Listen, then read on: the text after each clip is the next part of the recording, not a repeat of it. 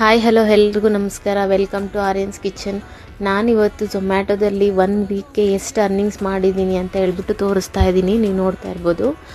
ಇದರಲ್ಲಿ ಬಂದುಬಿಟ್ಟು ಸುಮಾರು ಜನ ಹೇಳ್ತಾರೆ ಕ್ಲೌಡ್ ಕಿಚನ್ನ ಸ್ಟಾರ್ಟ್ ಮಾಡಿ ಚೆನ್ನಾಗಿ ದುಡ್ಡು ಸಂಪಾದನೆ ಮಾಡ್ಬೋದು ಅಂತ ಹೇಳಿಬಿಟ್ಟು.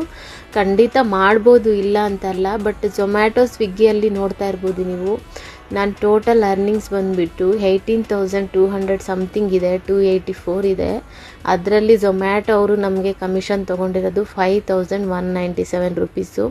ಮತ್ತು ಅದರಲ್ಲಿ ಲಾಂಗ್ ಡಿಸ್ಟೆನ್ಸ್ 150, ಇವಾಗ 6 ಕಿಲೋಮೀಟರ್ಸ್ ಮೇಲೆ ಇದ್ದರೆ ಅದಕ್ಕೆ ಮತ್ತೆ 25 ರುಪೀಸ್ ಕಟ್ ಮಾಡ್ತಾರೆ.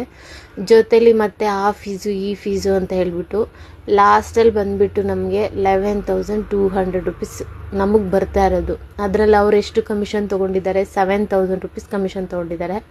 ಅದರಲ್ಲಿ ಮತ್ತೆ ಟ್ಯಾಕ್ಸು ಅದು ಇದು ಅಂತ ಹೇಳಿಬಿಟ್ಟು ನೀವು ನೋಡ್ತಾ ಇರ್ಬೋದು. ನನ್ನ ಒಂದು 1 ಮಂತಿಂದು ಏಪ್ರಿಲ್ 1ರಿಂದ ಏಪ್ರಿಲ್ ಲಾಸ್ಟ್ವರೆಗೂ ಎಷ್ಟು ಅರ್ನಿಂಗ್ಸ್ ಇದೆ ಅಂತ ಹೇಳ್ಬಿಟ್ಟು 50,000 ಅರ್ನಿಂಗ್ ಇದೆ ಟೋಟಲ್ ಅರ್ನಿಂಗ್ಸ್ ಮಾಡಿರೋದು.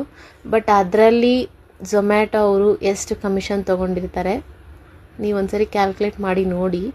ಯಾಕಂತಂದರೆ ಇವಾಗ ನಾನು 18,000 ಅರ್ನಿಂಗ್ಸಲ್ಲಿ ಅವರು 7,000 ತೊಗೊಂಡಿದ್ದಾರೆ. ನೀವು ನೋಡ್ತಾ ಇರ್ಬೋದು.